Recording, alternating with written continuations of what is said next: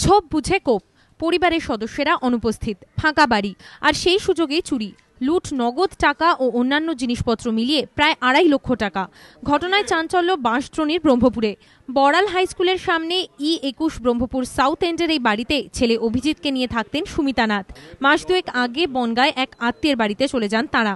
তারপর থেকেই বাড়িটি দেখাশোনা করতেন সুমিতা দেবীর জামাই, যদিও তিনি থাকতেন অন্যত্র। বৃহস্পতিবার সকালে প্রতিবেশীদের নজরে আসে বাড়ির মেইন গেটের গ্রিল ভাঙা, ছড়িয়ে ছিটিয়ে রয়েছে ঘরের জিনিসপত্র।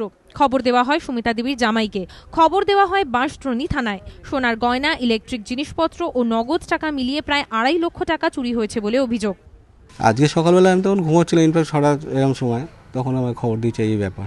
পরে যে দরজার তালা সেটাও ভাঙা রয়েছে, তালাটা খুব ভাঙতে পারেনি, হ্যাজবোল্টটা ভেঙে দিয়েছে। ভেতরে দেখলাম যে পুরো তছনছ করে রেখে দিয়েছে।